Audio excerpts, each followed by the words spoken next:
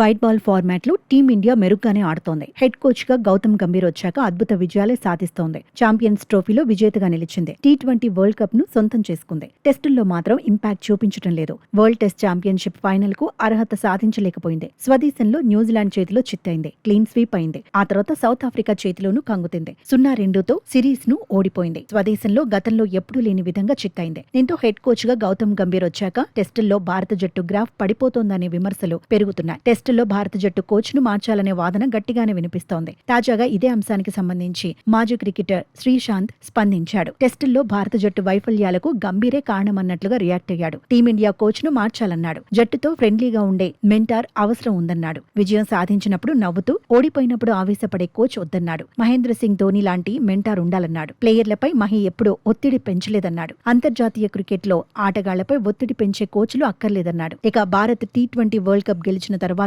గంభీర్ పై ప్రశంసల వర్షమే కురిసింది. దీనిపైన శ్రీశాంత్ స్పందించాడు. భారత్ విజయంలో ఎక్కువ క్రెడిట్ ను కోచ్ కే ఎలా ఇస్తారన్నాడు. అలా క్రెడిట్ ఇవ్వటం సరికాదన్నాడు. సంజు శాంసన్ అద్భుత ఇన్నింగ్స్ కలిసొచ్చాయన్నాడు. సూర్యకుమార్ యాదవ్ కెప్టెన్సీ కూడా అడ్వాంటేజ్ అయ్యిందన్నాడు. సరైన సమయాల్లో బౌలింగ్ లో మార్పులు చేయటం కూడా భారత్ విజయానికి కారణమన్నాడు. సంజు శాంసన్ ఫెయిల్ అయినా, కెప్టెన్ గా సూర్య విఫలమైన భారత జట్టు ఛాంపియన్ గా నిలిచేదా అని ప్రశ్నించాడు. గ్రౌండ్ లోకి వచ్చి కోచ్ నిర్ణయాలేమీ తీసుకోలేదు కదా అన్నాడు. మొత్తంగా శ్రీశాంత్ కామెంట్స్ ఇప్పుడు వైరల్ అవుతున్నాయి. అయితే ప్రస్తుత వరల్డ్ టెస్ట్ ఛాంపియన్షిప్ సైకిల్లో భారత జట్టు ఫైనల్ చేరకపోతే గంభీర్ పై చర్యలు తప్పవనే చర్చ ఉంది. వైట్ బాల్ ఫార్మాట్ వరకే గౌతీ సేవలు పరిమితం కావచ్చనే ప్రచారము జరుగుతోంది. టెస్ట్ల సంగతి ఎలా ఉన్నా వచ్చే one day world cup, T20 world cup మీదే గంభీర్ ఫోకస్ ఎక్కువగా ఉండే అవకాశం ఉందని ఫ్యాన్స్ చర్చించుకుంటున్నారు.